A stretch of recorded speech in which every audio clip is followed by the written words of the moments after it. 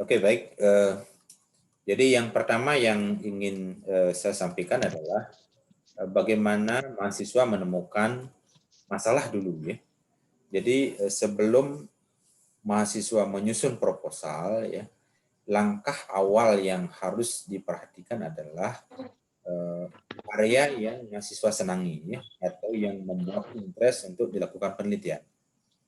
Misalnya, saya tertarik untuk meneliti di area pra pembedahan misalnya ya, atau senang di area intra ya, karena pembedahan itu posnya ya, pos pembedahan pos.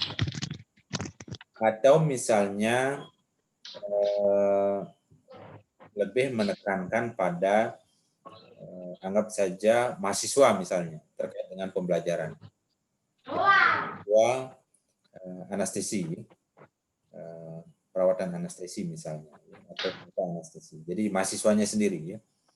Yang diteliti itu bisa banyak hal ya, misalnya terkait dengan proses pembelajarannya, kemajuan belajar, stres selama perkuliahan misalnya ya. Kemudian aktivitas untuk meningkatkan prestasi belajar misalnya, atau tentang metode belajar ya. Mahasiswa misalnya lebih tertarik metode belajar apa ya. Itu bisa juga ya. Jadi tergantung area yang diminati oleh mahasiswa. Apakah berminat meneliti di area rumah sakit, bisa pre, kemudian in dan post pembedahan, atau bisa juga meneliti perawat anestesinya ya, atau penata anestesinya bisa, atau bisa juga meneliti mahasiswa teman-temannya bisa diteliti ya, atau dari kampus lain kalau ada, tetapi sepertinya nggak ada ya, tetapi Anda bisa meneliti teman-teman di kampusnya, ya, adik kelasnya bisa ya, atau bisa juga masyarakatnya bisa diteliti ya, tetapi mungkin agak jauh nyambungnya ya. Misalnya bagaimana pendidikan kesehatan ya, atau penjelasan tenaga kesehatan terkait dengan prosedur pembedahan ke pasien sebelum dioperasi misalnya. Jadi bisa diteliti pasien yang pernah dioperasi ya, yang pernah dioperasi kemudian ditanyakan bagaimana pengalamannya menjalani operasi misalnya, atau apa persiapannya dan sebagainya. Atau bisa juga orang yang akan berencana dioperasi. Misalnya punya saudara, teman, dia akan operasi. Minggu depan kah atau kapan ya itu. Dia sudah punya rencana. Lalu kita tanya, apakah dia ada stres sebelum operasi? Apakah dia punya pengetahuan yang cukup tidak sebelum operasi? Apakah itu tentang prosedur operasinya, berapa lama nanti operasinya, apa yang akan terjadi, prosesnya kayak apa, itu bisa ya. Jadi sebenarnya banyak area ya yang bisa diteliti. Tinggal sekarang mahasiswa menentukan itu ya. Nah ingat biasanya yang seperti itu berangkat dari masalah ya. Seperti yang saya sampaikan di video tersebut ya. Di video sudah saya sampaikan bisa berangkat dari masalah ya. Masalah itu ingat gap ya, ada gap ya antara apa yang kita harapkan dengan apa yang terjadi. Misalnya ya, harusnya pasien tidak mengalami kecemasan, tetapi ternyata ada kecemasan. Dari mana kita bisa mendapatkan data kecemasan? Bisa dari pasiennya langsung, data primer, atau bisa dari data sekunder. Ya. Misalnya dari artikel-artikel terkait ya tentang kecemasan pasien pra pembedahan. Bisa didapatkan dari jurnal ya, atau artikel yang sudah publikasi. Ya. Apakah dicari di Google Scholar misalnya, di PubMed, Science Direct dan sebagainya ya, atau cari di Google ya hasil-hasil penelitian. Jadi banyak cara ya.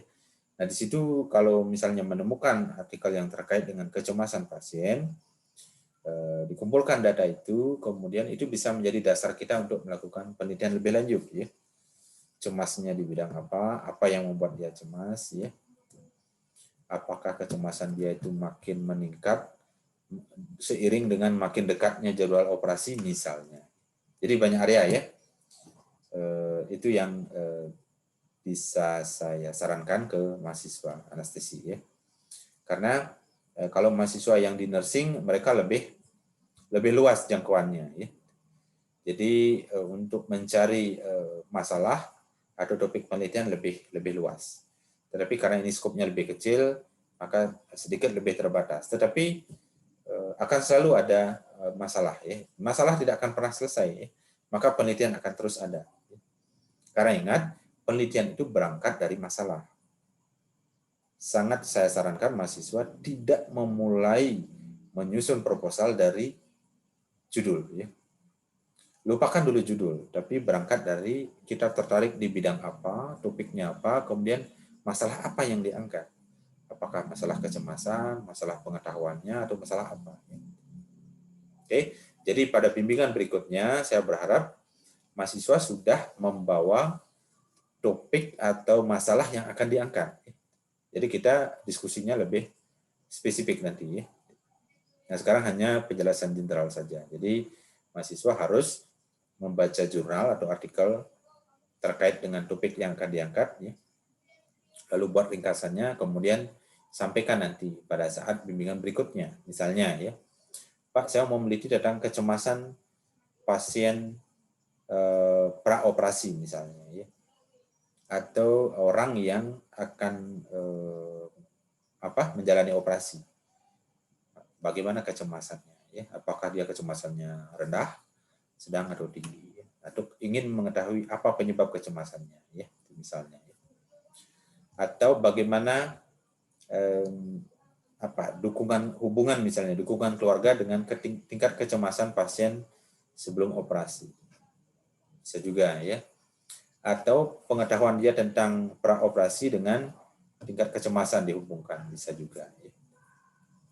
Atau misalnya kalau ada akses ke rumah sakit, misalnya memungkinkan kalau punya akses, ya, bisa diambil studi kasus. Satu kasus saja diambil, kita kenal dengan single case study. Ya.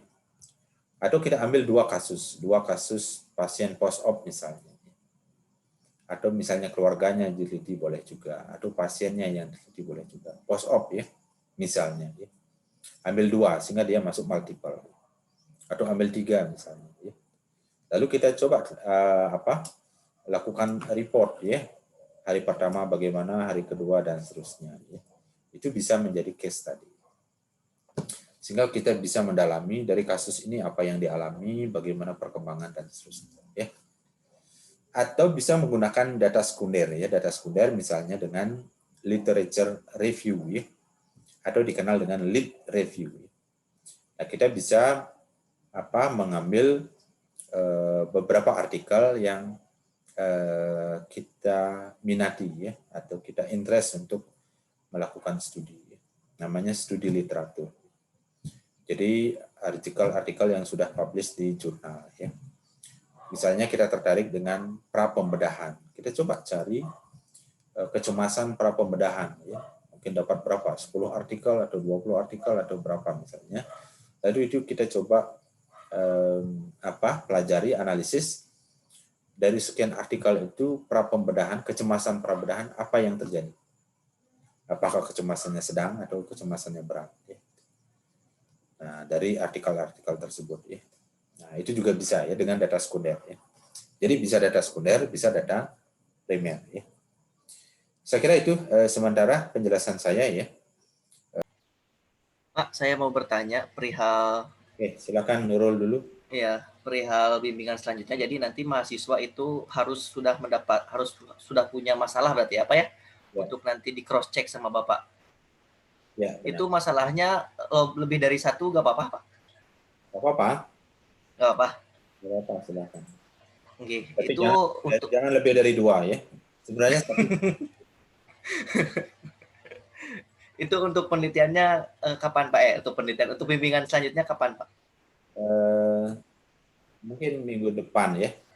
Minggu depan, G. Jadi siap-siap saja, nanti kita tolong minggu depan sehari atau 2 hari sebelumnya hubungi saya, ya, karena jadi sekarang ini cukup padat, ya, jadwalnya. Jadi bimbingan di S2, kemudian bimbingan di anak keperawatan, di anestesi, lumayan banyak, ya. Kemudian ada ngajar, rapat, dan satu lagi ada akreditasi di kampus, ya. Jadi cukup padat, tetapi saya coba untuk atur waktunya, ya. Makanya saya share video tersebut adalah untuk lebih mengefisienkan waktu kita bimbingan, ya. Karena bimbingan-bimbingan tahun-tahun sebelumnya itu mahasiswa tidak fokus ke masalah, ya. Mahasiswa lebih pada judul, ya. Jadi begitu bimbingan pertama, mahasiswa membawa 2 judul, 3 judul, bahkan 5 judul, ya. Sulit bagi saya untuk menerima kalau tiba-tiba datang judul, ya. Saya menginginkan mahasiswa belajar step by step, ya. Jadi mulai dari masalah, apa masalahnya, lalu dari masalah tersebut apanya yang akan diteliti, ya, sehingga menjadi lebih jelas, ya. Saya yakin kalau ini diikuti tahapannya, mahasiswa mengerjakan sendiri, saya yakin ya tidak akan ada masalah di ujian, ya. Oke, baik, ada lagi, silakan. Udah Pak. Selamat malam Pak. Selamat. Siapa nih ya? Siapa dulu ya? Ya, Novia ada duluan Pak. Oh ya, saya dulu ada Pak ya. Oke, baik. Mohon maaf Bapak sebelumnya. Di sini saya ingin menanyakan, kan saya sudah menonton video yang di YouTube itu Pak ya. Sebelum judul itu kan kita harus menentukan masalahnya dulu, masalah penelitian. Pertama itu adalah mencari artikelnya dulu. Saya kan sudah mendapatkan artikelnya. Lalu yang kedua itu kita menentukan vinernya dulu atau research question-nya itu. Saya sudah juga menentukan research question-nya. Lalu setelah itu ke penentuan masalah penelitian, harapan yang seharusnya terjadi, lalu menentukan kenyataannya dan juga lalu gap-nya gitu ya Pak ya. Terus habis itu setelah itu kita menentukan pertanyaan dan juga kemungkinan jawaban-jawaban yang ada di pertanyaan itu. Lalu melengkapi masalah dengan data-data, yakni data-data hasil-hasil penunjang untuk kita melakukan penelitian tersebut. Gitu ya Pak ya. Untuk menentukan masalah tersebut ya Pak. Ya. Ya. Pertanyaannya Novia apa? Pertanyaannya itu apakah seperti itu jalannya Pak? Alurnya itu? Ya, memang. Alurnya seperti itu. Ya. Jadi saya jelaskan lagi sekali ya. Oke, Novia posisi di mana ini? Udah Pak, udah di mana? Ada di, ya pokoknya udah ada Pak di. Dari mana? Dari mana Novia? Asalnya dari? Dari Bali. Halo? Halo Pak. Novia asalnya dari mana? Dari Bali. Bali ya? Oke, baik. Jadi sekali lagi saya jelaskan untuk mahasiswa ya. Pertama, pikirkan dulu tertarik di area mana. Ya, misalnya seperti tadi ya. Misalnya di area pra pembedahan. Misalnya seharusnya pasien itu tidak mengalami kecemasan berat itu misalnya. Mungkin pra operasi ada kecemasan tetapi kecemasannya relatif ringan atau sedang misalnya. Tetapi kenyataannya ada kecemasan di masyarakat yang akan atau orang-orang yang akan menjalani operasi. Itu bisa diangkat ya kalau memang itu ada masalahnya, ada kecemasan. Ya. Karena semestinya tidak ada kecemasan yang luar biasa ya. Kalau ada kecemasan luar biasa berarti kan itu bisa mempengaruhi jalannya operasi nanti. Ya. Bahkan bisa berpengaruh ke jantung dan sebagainya ya kalau stresnya berlebihan. Ya. Nah, kita harapkan itu tidak terjadi. Nah, kalau itu ada, itu bisa diangkat jadi masalah. Tinggal sekarang apanya yang diteliti. Misalnya ya, tingkat kecemasannya ya, tingkat kecemasan pasien H-7 misalnya ya. Jadi tingkat kecemasan, perkembangan tingkat kecemasan 1 minggu sebelum operasi itu misalnya. Ya. Jadi 7 hari sebelum operasi gimana kecemasannya? 6 hari sebelum operasi gimana? 5 hari sebelum operasi gimana? Ada penurunan atau malah meningkat atau tetap kecemasannya? Itu bisa diteliti loh. Ya, jadi jangan menyerah mahasiswa. Aduh, apa yang diteliti? Banyak hal bisa diteliti. Ya. Tinggal sekarang pikirkan senangnya di area mana? Ya. Interestnya di area mana? Apakah di pra pembedahan, selama pembedahan atau posnya? Ya. Yang diteliti itu apakah pasien? Apakah keluarga pasien atau perawat anestesinya atau mahasiswa perawat anestesi. Jadi banyak area ya, silahkan dipikirkan yang mana nanti ya. Nah setelah ketemu itu baru silahkan baca-baca artikel ya terkait dengan itu. Ya. Itu akan didapatkan data. Ya. Nah kemudian bimbingan berikutnya itulah yang dibawa. Jadi misalnya Pak saya mau meneliti masalah kecemasan praoperasi. Saya menemukan ini di artikel yang saya baca. Lalu saya ingin atau saya tertarik meneliti ininya itu misalnya. Itu ya saya harapkan pada pertemuan berikutnya ya. Setelah itu baru kita bisa tarik judulnya apa ya. Nanti metode penelitiannya kayak apa dan sebagainya. Ya, atau bisa juga melakukan penelitian dengan data sekunder ya, hanya berdasarkan artikel yang sudah ada. Atau kita kenal dengan studi literatur, literature review. Bisa juga seperti itu. Silakan tertarik yang mana. Baik, saya kira itu. Silakan ada lagi. Saya ingin bertanya untuk kalau multiple case itu gimana, Pak? Kenapa? Multiple case.